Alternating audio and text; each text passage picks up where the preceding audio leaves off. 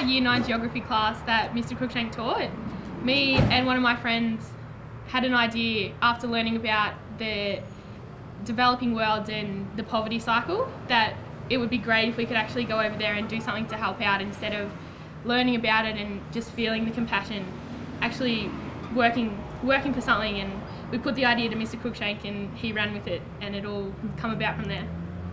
It came about actually by students, which I think ultimately was why perhaps it was a successful project. It was brought up by two students in my Year 9 geography class a couple of years ago, who, whilst we were looking at the developing world and wealth distribution across Southeast Asia particularly, they just said, we want to help, can we go? But then immediately in the next breath thereafter lamented their inability to go based on what I thought was a quite exaggerated understanding of their own financial limitations. So from there, the seed was sowed and it all sort of went from strength to strength. I was really shocked to start off with, really shocked. I didn't think Tegan would attempt something like this, and it took a while for me to come around to it anyway, that's for sure. Well, we had plenty of hesitations, all right. Tegan could tell you that. She argued black and blue that she wanted to do this. I can remember her father saying to her, I want you to write me a list of 10 reasons why you want to go on this trip. And we thought that would take her a while. She went down to her room and come back to us within 5 minutes and handed him the note and said, well, now you write me a list of 10 reasons why I can't go. So we knew she was determined right from the beginning that she wanted to do this.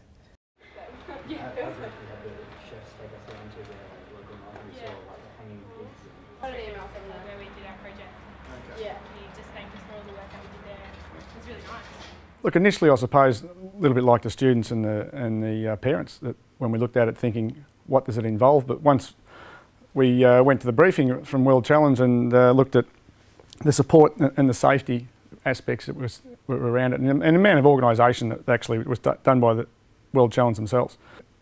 One of my concerns was obviously, you know, I'm a teacher here to teach, and it was a big commitment for those two young people, but I certainly had the right two people who were prepared to do it.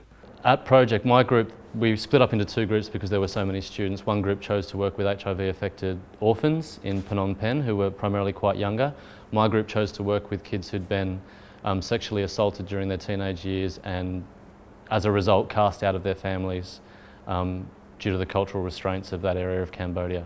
And they were largely teenagers.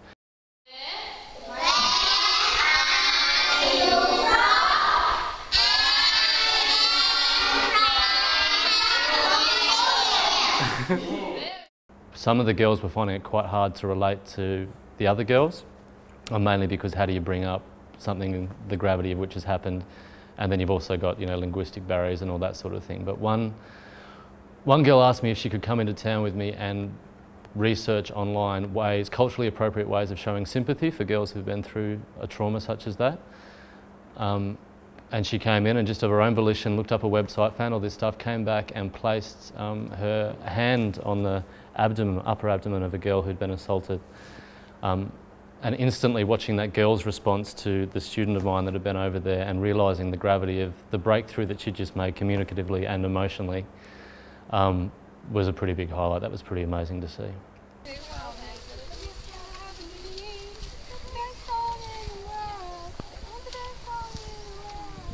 I think of things in a lot of a different way, so I try to make sure I don't lose grip on that, and yeah, try to see things with a wider perspective, and that can always get you through a lot more, and look at things more positively, and always have good thoughts about it.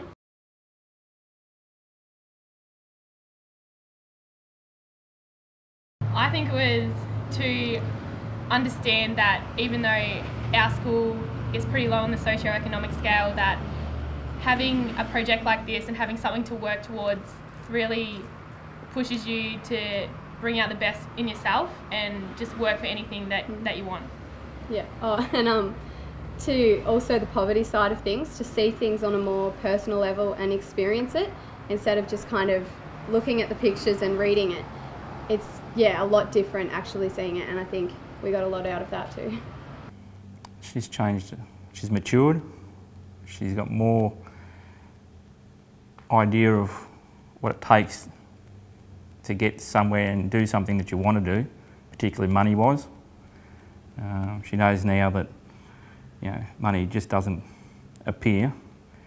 She's found that out with all the hard work she put in to raise her money. Yeah,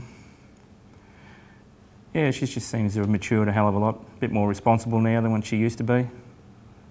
Well, she worked 2 jobs. Like, she started off in a packing shed and she was only just 14 at the time when she started. She used to work there during the school holidays, 7 in the morning till 4 in the afternoon, standing all day. Then she took on another part-time job out at the marketplace here, and yeah, so she was working 2 jobs plus doing school as well.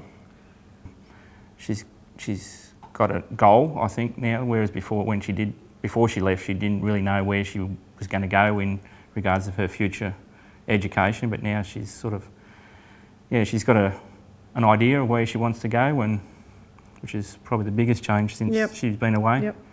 She's got a goal to go to. So.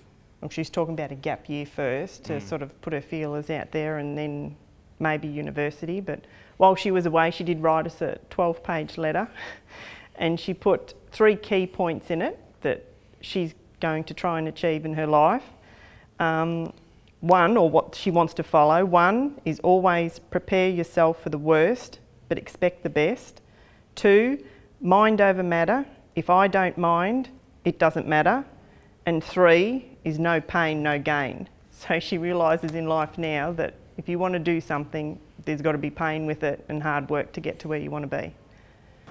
Well, I think maybe before I joined the World Challenge group and started thinking about and anticipating the trek, I wasn't as a determined worker, but now seeing that such hard work does eventually pay off, even in the long run, that I probably will become a more determined and maybe patient Year 12 student. I think that it didn't so much change my personality, it changed the way I think about things, and I have a lot more patience with different situations. I look at the situation a lot differently now and see the better side of things, because being over there and seeing how happy they can be in the situation that they're in, it's really just inspired me to look deeper into the situation and think more positively.